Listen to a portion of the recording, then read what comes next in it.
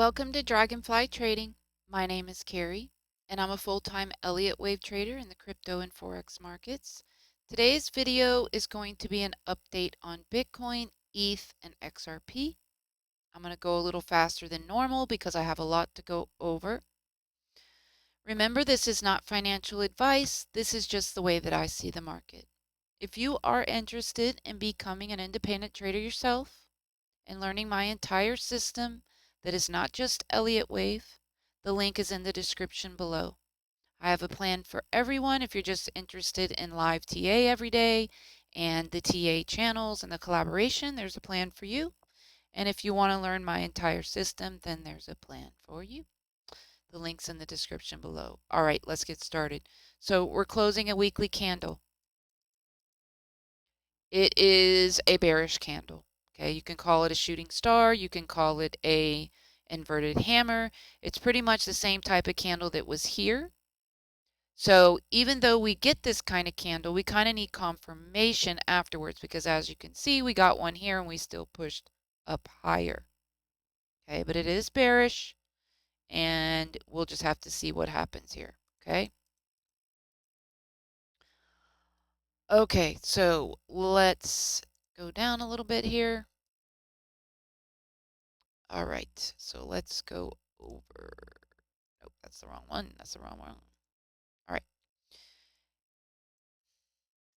So we all have assumed that this is a wave 1, a wave 2. All of this 3.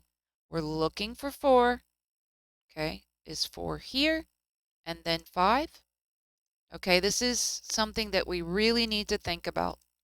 Okay, because when I pull time, like this is wave 2, up here to wave 3. Actually, it's back here. This is hitting perfect fib time for this 4 to be here, which is something to really think about. Okay, because what does that mean? That means one of two things here. It means that either this ended in 5 or that this is a 5-wave move and it's the start of 5 and this 5 is just now beginning and it is going to be big. Okay, because of the size of this potential wave 1. But we have to really hold where we're at right now, and we'll talk about that. Okay, this count is perfect in here, and considering time, we have to consider that this could be over. Okay, and if it is, it would mean that this is all a higher degree wave 1, and we're potentially coming down for a 2. It would probably hold this big volume support here. And I know that looks ugly, but the bull run to come would be like nothing that you've ever seen before. Okay, that would be the good news out of that. All right. So let's talk about this in here.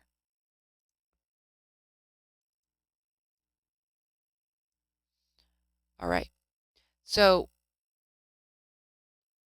in order for this 4 to not be over, and it's going to be over here, and we're going to get a big 5 to the upside, and it's over now, we absolutely cannot break the 28,700 area. We cannot come below this wave 1. So we really need to pivot now, and we need to go now. Okay, I would not want to see us break this low again. Okay, otherwise this 4 is coming deeper, or we're not in a 4, and we're going to unfortunately go into a bear market. Okay, all right. So we absolutely have to keep this upwards momentum and not break this for this to go now.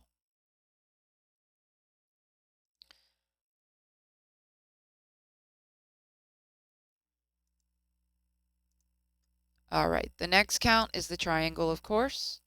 And when you pull a fib extension from A to B, this C hit a 786, which means this D needs to hit a 786 at 59,000. How would it get up there? It would continue to climb in a channel-like motion correctively. And it would make a three-wave move, whether it's an ABC zigzag or a WXY, it doesn't matter. It just needs to make a three-wave move up into that area. Okay, that's how we would make the triangle.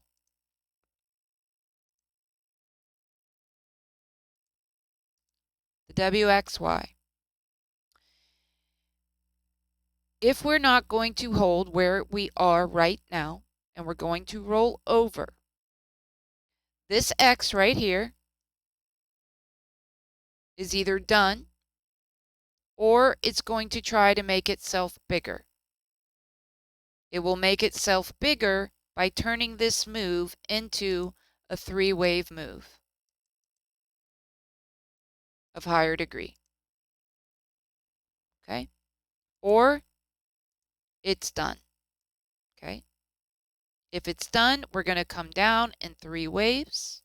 And I don't want to see us go past this last support here, sitting at approximately 18,500. And Y wave really shouldn't go any deeper than that. Okay?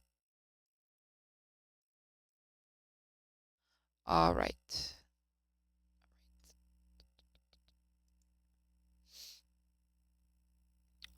All right, so while we're here, let's take a look at RSI real quick. On the daily, yes, we have this horrible bearish divergence coming from this pivot up here.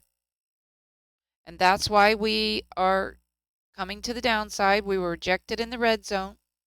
What does the daily have to do? The daily has to hold the bullish zone, okay, while this corrects down. And then if this is going to push up, the daily will go up above red, and then it will trend in the bullish zone. Okay, that's what the daily will do if we are going to be bullish. If we're going to be bearish, it's going to just keep coming down to about 30, then it's going to bonk its head on 50 to 60, and then we're going to trend in the bearish zone. Same thing on the 8-hour.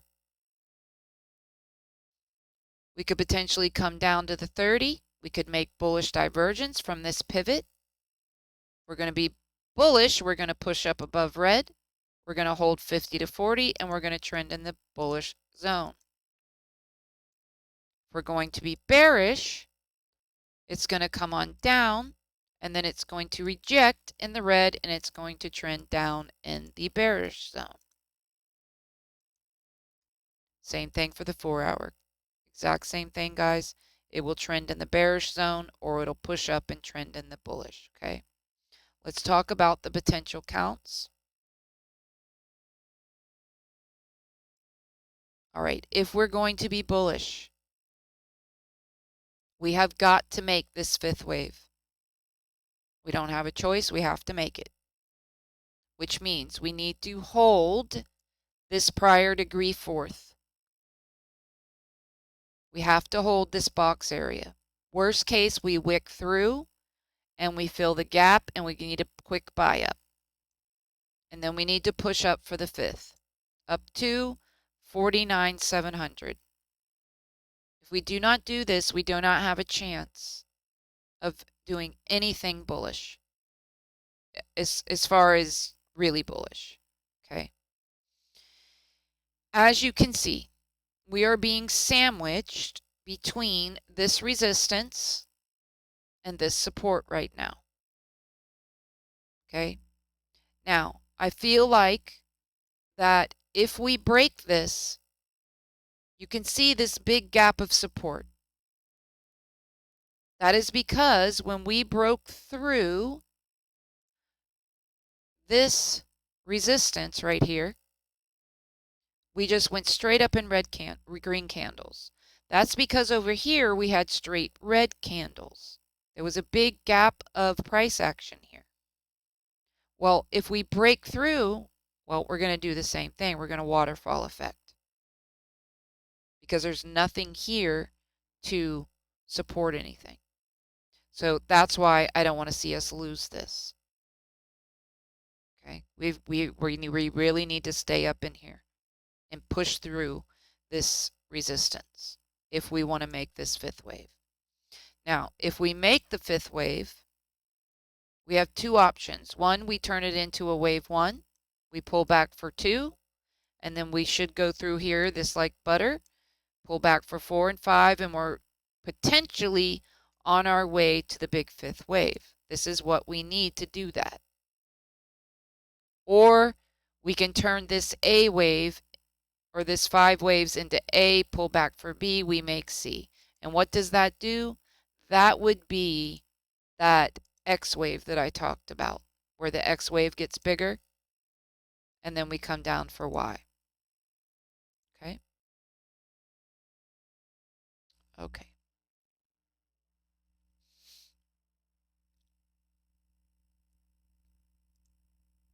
What else could we do? Well, if we don't get a fifth, we still could pull back. If we are pull back to the 618, we could get a C wave up. If we don't pull back to the 618, then we're going to get a Y wave up. The market can still do this. It can turn this 3 waves, pull back, and then get a move to the upside. And then I talked about that channeling, okay? Then we just channel upwards. We could keep channeling corrective all the way up to that D wave for the triangle. That is possible from here. But we're going to need to not roll over, okay? Or that's not going to happen.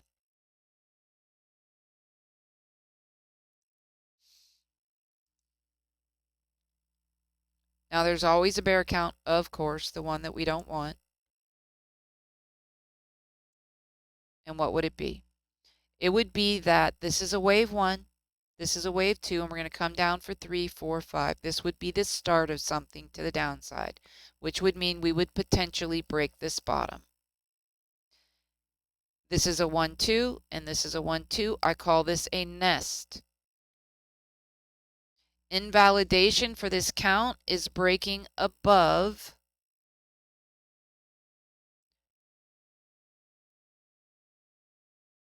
44,000. Okay? And why 44,000? Because what can happen is this too can get bigger. And then it just creates, it wasn't a nest, but it's still a 1, 2, 1, 2. Okay? Now there's one more on the table here. I'm not really fond of it, but I guess it's possible. And that we have a leading diagonal. And if that's the case, then we have two options. That we make ABC.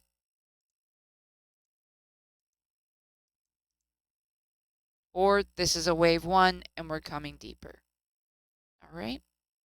But the whole thing we need to pay attention to right now is, can we hold this prior fourth?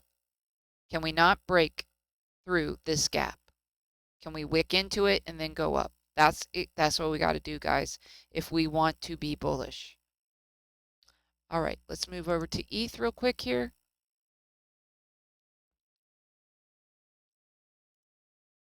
Same thing about the bull count. Is this a fifth? Or are we still have a fifth to come and the fourth is not here yet? A higher degree fourth should not really break a prior degree fourth.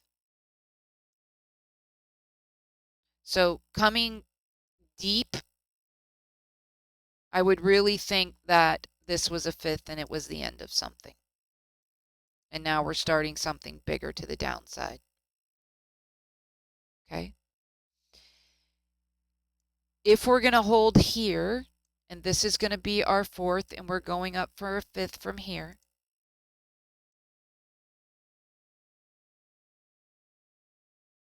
then Trying to go too fast is what it is. I don't want to see us come any lower because this is the deepest an ABC should come, is the 2.236. So we have got to make something out of this, and we'll talk about it. Okay? This whole thing would be a WXY. This would be the fourth, and we would go. Okay? But we're going to talk about it when we get on the lower time frame. Triangle still on the table. Same as Bitcoin. This hit a 786. So this needs to hit a 786. It would climb correctively in a three-wave move.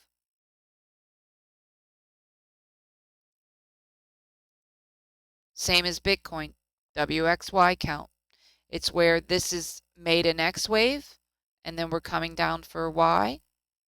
Or it's going to try to make X bigger, where it makes a three-wave move here. And then it would come down.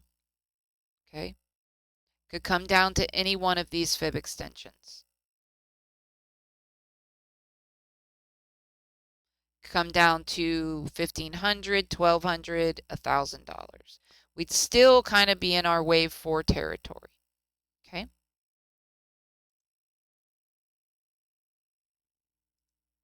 Okay, let's take a look at the lower time frame and what this can do. Now, ETH has really lost its impulse wave look. It's broken through its prior degree fourth, okay, which means that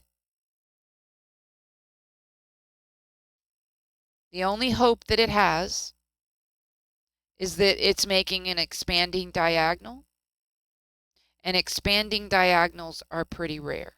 Now, I'm not saying that it can't be, but I had to really look and find this to help ETH out here and make something bullish out of it because it had broken its prior degree fourth. So if this is the expanding diagonal, then it has the hopes of turning it into a wave 1, pull back for 2, then we go up for 3, 4, 5. But it needs the fifth wave just like Bitcoin needs its fifth wave. If we break through here too badly, I really can't expand this much more. So it's about to lose it, really. Like, it's got to turn around soon. Otherwise, we're going to lose this expanding diagonal. And this is the only thing that ETH has left. Otherwise, it's the bear count. Okay. And what can it do? Okay, if it's not bullish, then it's ABC. It can pull back and then try to make a wave higher. Give us a three-wave move. And then it can go up in that channel for that triangle. Or it can make its X wave higher. Okay. And this would be the bigger X wave for the WXY.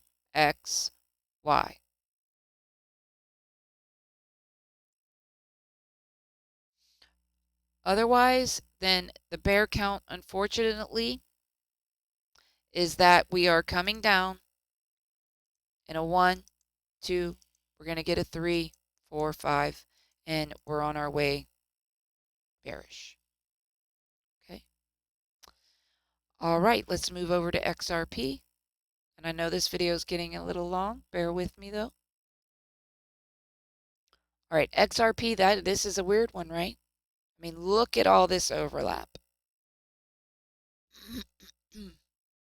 But what does it have going for it? Well, the only thing I can make out of it to make it bullish is an expanding diagonal, where we get 3 to the upside for 1, 3 to the downside for 2. All of this in the middle is 3 for 3. We had 3 to the downside for 4, and our 5 and an expanding diagonal does not need to come to the trend line, but it at least has to do 70%, and as you can see, it has done that. It hit the 786. So this could be a 5. So an expanding diagonal, leading diagonal, can be a wave 1, which means it absolutely cannot break its bottom down here, which is way down there, guys. Like, it's got a lot to go before it invalidates this. XRP, honestly, even with its overlapping, was a very easy chart. Like, it just, the waves are so clear. All right, so what's it doing now? Well, we've got 3, 3, 5. So we've got a 3-wave move. We've got a 3-wave move to the upside, and then a 3-wave move to the downside that hit the 618. Okay, now we've got 2 options over here. First one is that this is an impulse wave and not the end of something, which means we absolutely cannot break this bottom. So if it pulls back, or it's pulling back, it cannot break 55 cents. It will have to turn this into, it's 1, pull back for 2, and then 3, 4, 5. That is the bullish option, meaning that this wave would potentially be done.